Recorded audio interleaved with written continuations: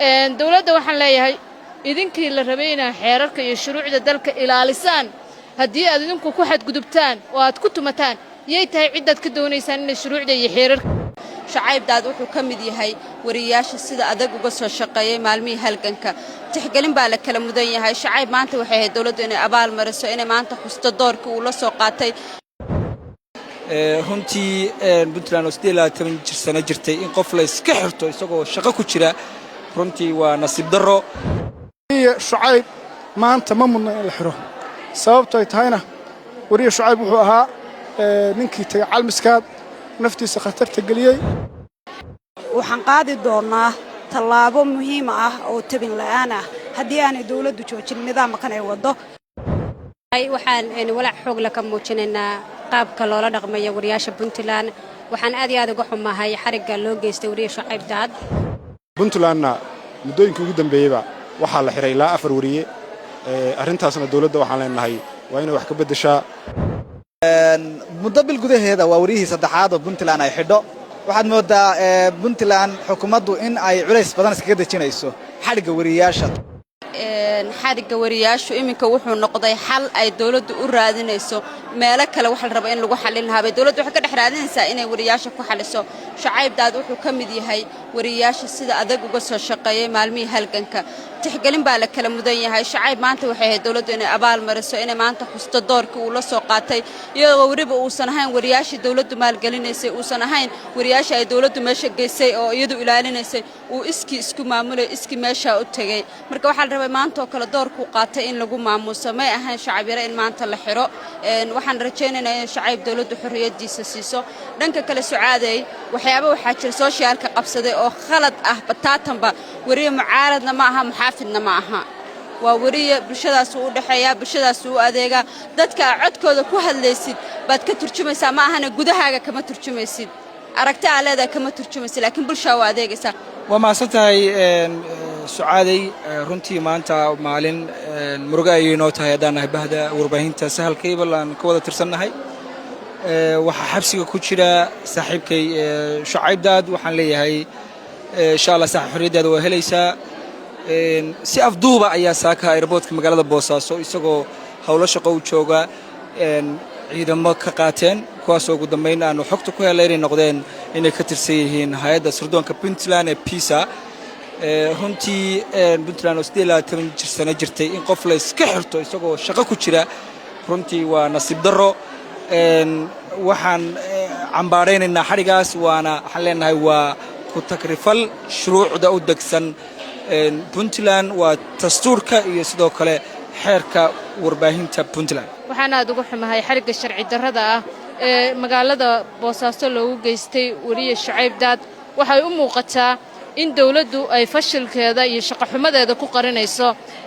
xariga ay u geysanayso warbaahinta waa wariyihii saddexaad oo la xiro waliba si sharci darro ah loo xiro Suways iyo Maxamed Jaamac baa ka horeeyay oo sharci darro lagu xiray haddana damiin ku jooga waxa moodaa dawladdu fashilkeeda inay qarinayso dawladdu inay ku xadgudbayso xeerarkii iyo shuruucdii waddanka u yaalay oo aanay iyadu ilaalinaynin oo ay ka mid tahay inaan qofna xuquuqdiisa lagu xadgudbi karin dawladda waxaan leeyahay idinkii la rabay inaad xeerarka iyo shuruucda dalka ilaalisaan haddii aad idinku ku xadgudubtaan oo aad ku tumataan yay tahay cidaad ka doonaysaan in shuruucda iyo xeerarka waddanka ilaaliso magaalada Boosaaso lagu xiray wariye shacayb daad oo ka mid ah wariyaasha Soomaaliyeed gaar ahaan wariyaasha reer Puntland shacayb wuxuu ahaa nin dhalinyaro ah firfircoon halgamaa ah runtiina waddankan iyo maxaan ku raahdaa xaaladihiisa iyo wararka iyo maaragtay dib u dhiskiisa ka warrami jiray wariye shacayb maanta ma mudna in la xiro sababtoo ay tahayna wariye shacayb wuxuu ahaa ninkii tagay calmiskaad naftiisa khatarta geliyay isla markaasna soo tabin jiray xaqiiqooyinka ka jiray buuraleyda calmiskaad markii lala dirirayay ama ciidamadu ay la dirirayeen ama Puntland ay la diriraysay kooxda Daacish runtii maanta in xarig uu muto runtii waa wax nasiib darro ah runtiina ma mudna arrintaasi waxaan codsanaynaa oo xukuumadda ka codsanaynaa in shacayb daad oo ah halgamaa in xorriyadiisa dib loo siiyo isla markaasna fursad loo siiyo in uu bulshadiisa u adeego waxaan walaac xoog la ka muujinaynaa qaabka loola dhaqmayo wariyaasha Puntland waxaan aad iyo aad uga xumahay xariga loo geystay wariye shacayb daad oo maaragtay danihiisa gaarka oo familiga ka watay maaragtay aylaboorka magaalada Boosaaso isagoo la sheegay inuu familkiisa qayb ka mid ah oo aylaboorka geeyay kadibna halka maaragtay laga xiray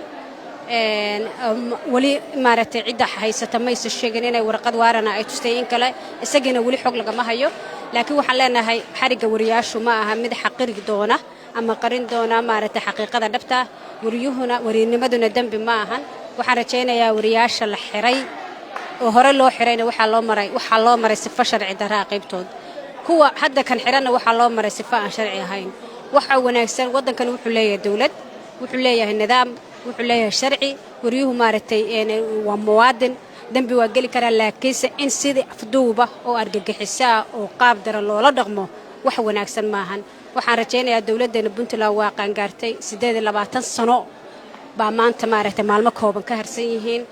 maalmihii maaragtay dabaaldega fooda nagu soo haysa waxa u muuqata dawladdu inay caga jugleen iyo maaragtay iyo xoog isku sheegasho iyo awood u sheegasho ay jirto wariyaashu ma aha dalka dhibaato u horseedaya waa dadkii dadka u hadlayay shacabka dadka dhiban u hadlayay dadka dhiban u qareemayay marka Puntlandna muddooyinka ugu dambeeyayba waxa la xiray ilaa 4 wariye arrintaasna dawladda waxaan leenahay waa inay wax ka bedeshaa wariyihii saaka ugu dambeeyay oo Shucayb Daad oo la xiray oo magaalada Boosaaso lagu xirayna waa in si degdeg loo sii daayaa wariyuhu waa xor saxaafadu waa xor baan horta uga xumahay muddadan badan Puntland 28 jirsatay